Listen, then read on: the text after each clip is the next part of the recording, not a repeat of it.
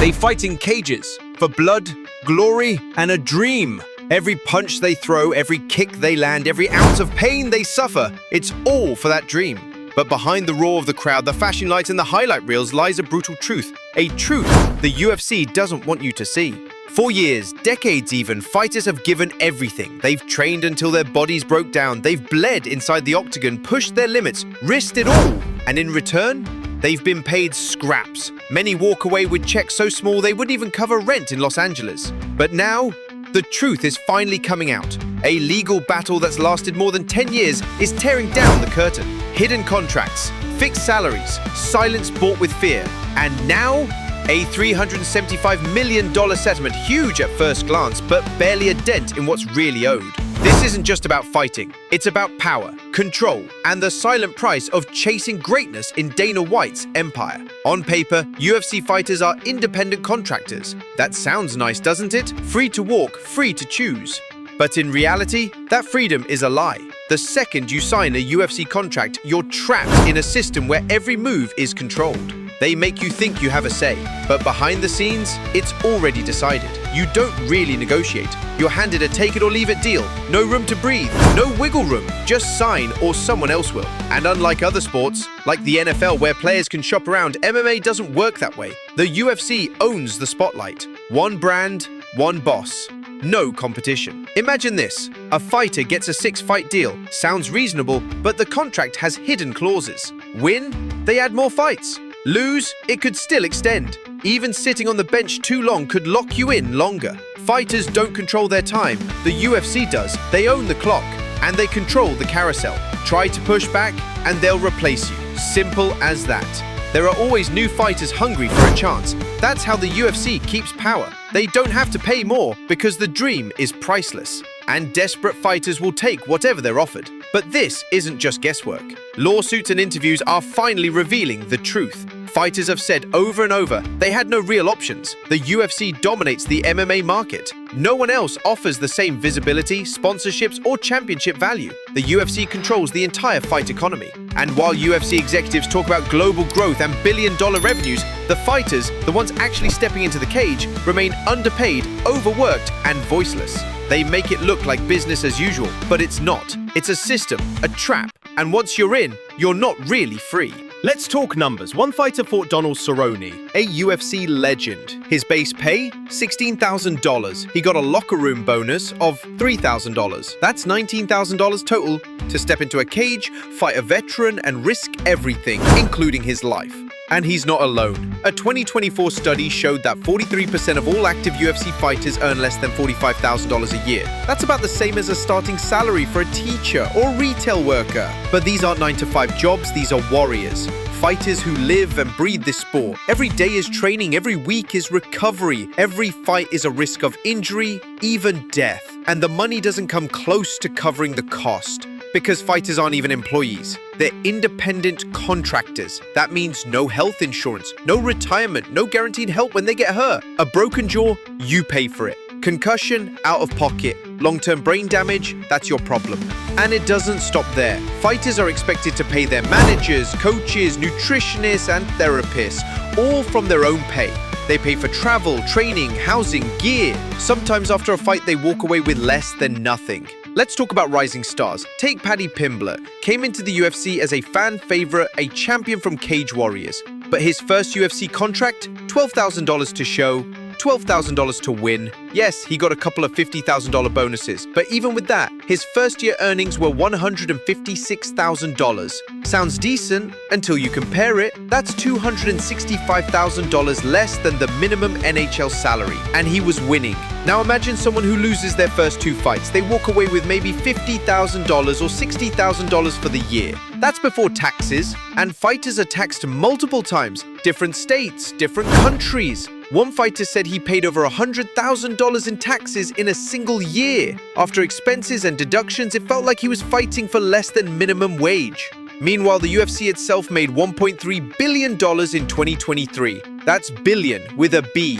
Broadcast deals, merch, video games, sold-out arena that owns it, and its shareholders. Compare that to other leagues. NBA, NFL, NHL, MLB, athletes in those leagues get around 50% of the total revenue. Because those leagues understand there's no game without the players. But in the UFC, no union, no collective bargaining, no protection, just individual fighters trying to survive in a system built to keep them powerless. Even boxing, which has its own problems, pays its fighters more. UFC stars hope for six-figure checks. Boxers can headline a card and walk away with millions, and UFC fighters know it. One of them said it outright. You guys come over to boxing because you want to make more money. We're not trying to go over there make less. But they are stuck.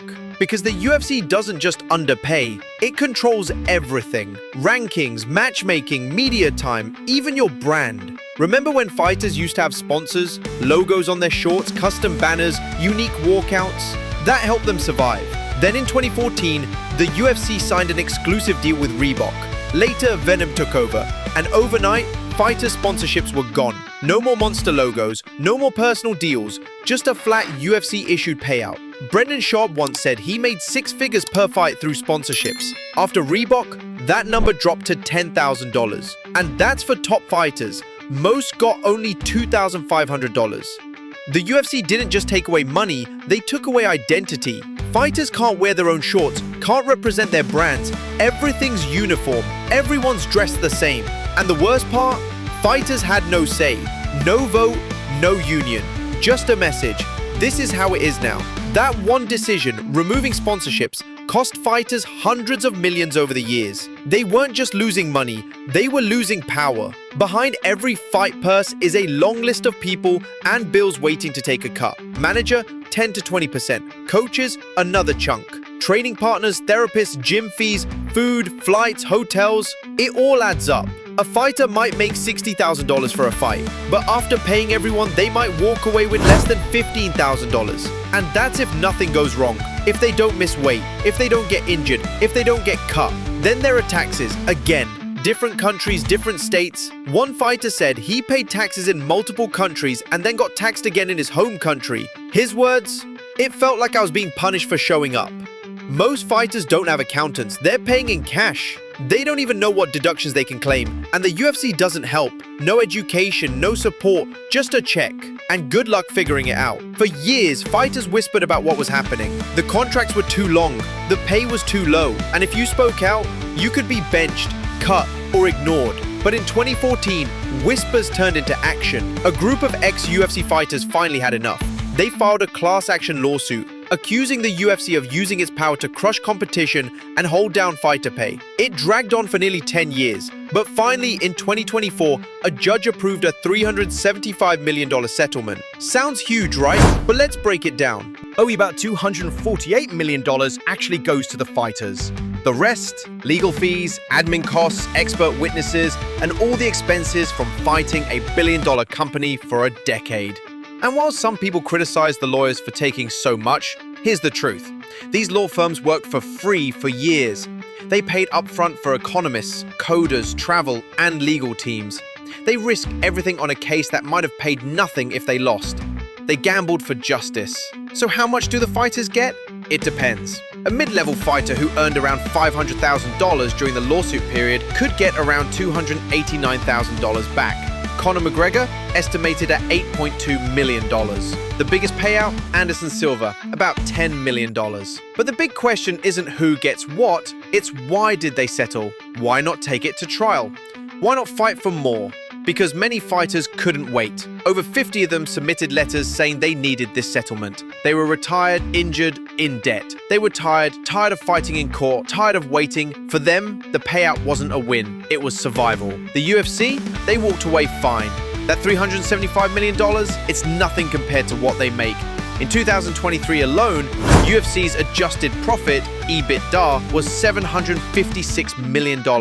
They made back the cost of the lawsuit in less than 6 months. No trial, no appeals, no major damage. The system stayed in place. But now there's a new fight, the Johnson case. Unlike the last lawsuit, the Lee case, which got fighters some back pay, this one wants real change. It targets contracts signed after 2017 and demands real contract end dates, no more sneaky extensions, more freedom for fighters, control over when and where they fight. If this wins, it could destroy the UFC's control. No more lifetime contracts, no more one-sided deals. Fighters could finally explore offers from other promotions like Bellator or PFL. True free agency. But there's a problem. Since 2017, UFC contracts include waivers, clauses that stop fighters from joining lawsuits like Johnson. The UFC is using these to try and shut the case down. If the judge agrees, it's over. No case, no change. Most fighters sign those waivers without knowing what they gave up. That could erase 80 to 90% of the case's impact. And this lawsuit isn't just about money, it's about power. That's why the UFC is fighting so hard to kill it, because their entire system is on the line. But behind the scenes, there's something even more dangerous going on. The UFC is trying to stop a law called the Ali Act from being expanded to MMA. This law protects boxers, gives them transparency and negotiating power. It's why fighters like Tyson Fury can earn tens of millions. If the Ali Act applied to MMA, the UFC's business model would collapse. So now, with political allies like Donald Trump, UFC's owners are lobbying to kill or block the law. Why? Because Endeavor, the UFC's parent company, wants boxing next. If they can take control there too, they'll use the same tactics. Lock fighters in, crush their pay, control everything. The UFC already merged with WWE to form TKO. It's not just about MMA anymore, it's about controlling all combat sports. What started as a lawsuit about fighter pay could reshape boxing, MMA, everything. And at the center of it all, the fighters. They're the ones paying the price. Rent due. Medical bills piling up, most retire broke and forgotten. The UFC empire was built on their pain. The $375 million payout was something, but it wasn't justice, it wasn't change. They didn't settle because it was fair, they settled because they had no choice. Now, all eyes are on the Johnson case. Will the courts finally force change, or will the next generation of fighters be trapped all over again? Because inside the cage is brutal, but outside, it might be even worse. Even worse. Even